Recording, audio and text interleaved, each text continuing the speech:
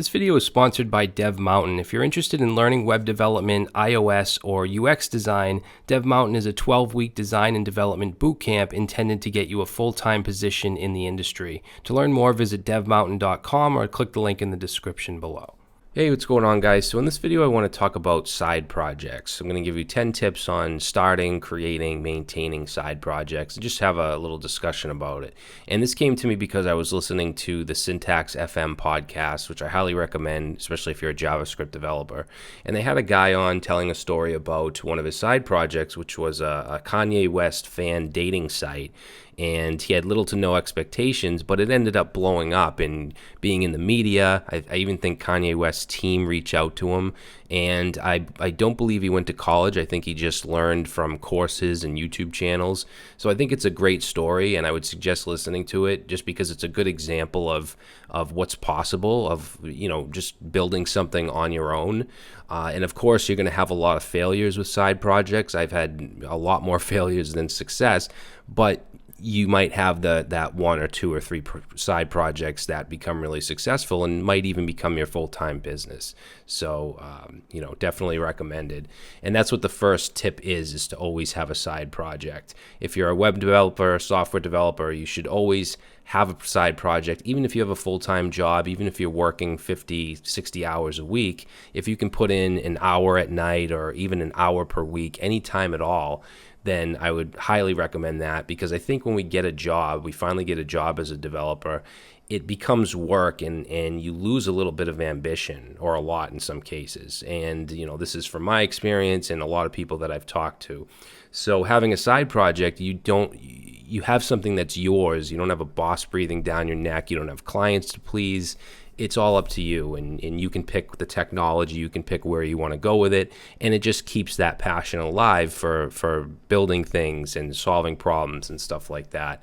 And even if it's for fun, even it's to learn more, or of course, making money is the best case scenario that you can have with a side project, is kind of turning it into a little business. But even if it's just for fun, it keeps that motivation. So number 2, good ideas are still out there. And of course, finding a good idea is easier said than done, but they do still exist. Many great ideas just come out of nowhere if you're lucky, but sometimes you might need to do some deep research to figure out what you want to build.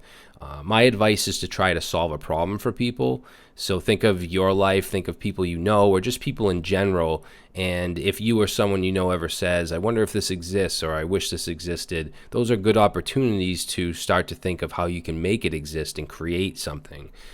There's websites that allow people to just brainstorm, like, come up with startup ideas, application ideas, and stuff like that. Ideas Watch is a great one that I've used in the past, where people just post these ideas for startups and businesses and software and stuff like that. So you might want to check that out. I think there's even an email list you can sign up to.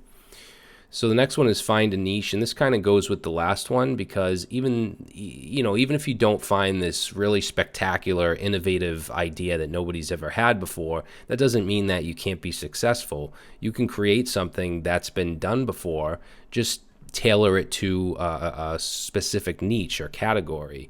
And that Syntax podcast story is a perfect example. A dating site is nothing unique and nothing innovative, but he tailored it to Kanye West fans, and that was successful. So, and of course, it doesn't have to be a dating site. You could do any social network or directory type application, e-commerce sites, whatever. I'm just kind of throwing things out there, but you get the idea. You just tailor it to a specific niche, and it doesn't have to be this great, innovative new idea.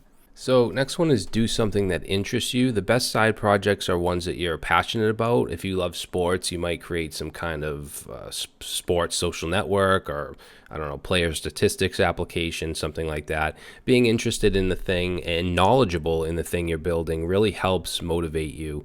Doing something with music you like might be an idea. In fact, a lot of developers start out by doing websites for bands and stuff like that. I myself, I'm really into DJing, and years ago I started the DJ Network, which is basically a social network, and advertising platform for DJs, and that brought me in a decent side income. And it really helped that I was interested in the thing I was building and also knowledgeable about things like DJ equipment and hip hop and house music, stuff like that. If I was building a directory for, I don't know, country music, I probably wouldn't be as into it. Nothing against country music fans, it's just not something that I'm into. So it really helps to be interested in the thing you're actually building. So number 5 is start small. If you have an idea, I would suggest starting small and breaking it up into steps. You can think of the big picture, but do things in small steps. Otherwise, you're going to overwhelm yourself. If you're creating, let's say, some kind of niche directory, don't even think about something like a membership system yet. Just get the basic functionality down first, or even just the design. There's no specific order of steps to take. Just make sure that they're broken up and you're not overwhelming yourself.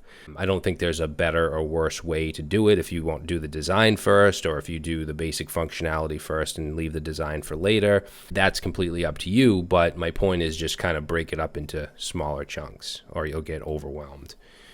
All right, so next one is set goals and deadlines. Like I said, start small in terms of splitting your project up into separate pieces. However, you still want to set goals and set deadlines.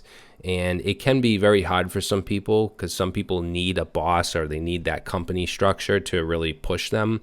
A side project, it's all up to you. You're in charge of everything and you need to handle everything. So you need to have some discipline and organization. And I don't mean you have to overwhelm yourself and stress yourself out. That kind of defeats the purpose of even having a side project. It should be enjoyable.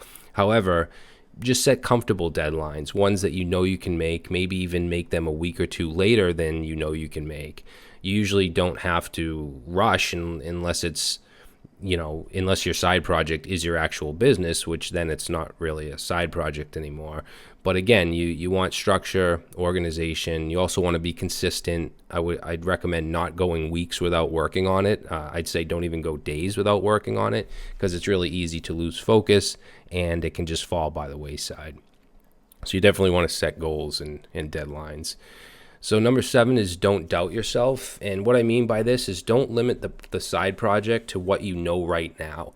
For instance, if you want users to be able to upload images to an S3 bucket or Cloudinary, or you want to have admin accounts in the project, but you've never done that before, who cares? It doesn't matter. You can learn that stuff as you go. So don't limit yourself to what you know right now.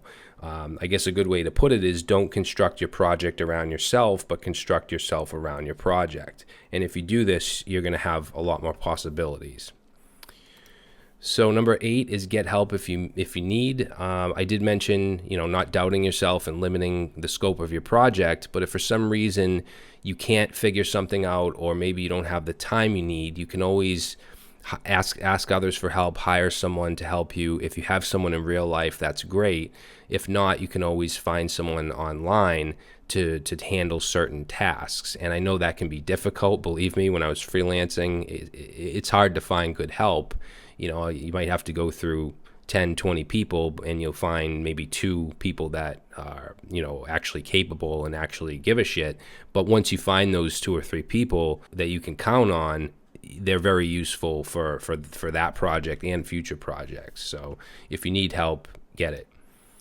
Number 9, side projects don't have to be apps. So I've been framing this in a way where I'm talking about building software, and that's commonly what a side project is. However, there's plenty of other things you can do that count as side projects, especially if you're feeling burnt out from coding. Maybe you're coding 60 hours per week and you just don't feel like doing it at home. Some examples are writing a book. That's an excellent side project. Starting a YouTube channel, either coding, talking about software, or maybe something else entirely. Maybe starting a podcast, or even starting a meetup or some kind of mastermind group. There's a ton of things you can do, and it doesn't have to be specifically creating an application to count as a side project. Maybe start a class teaching kids how to code. Education is a great area to get into. And then number 10 is just get started. So we all have busy lives with jobs and families and stuff like that. But if you keep putting it off, you're never going to start. And I think a common misconception is that you need to dedicate a shit ton of time to your side projects. And you don't. Even if you're just thinking of ideas, branding, functionality, what technologies you're going to be using, you can think of that stuff while you're driving in your car. Think about that stuff, and then when you find the time, even if it's an hour per day, hour per week, then start to implement those ideas.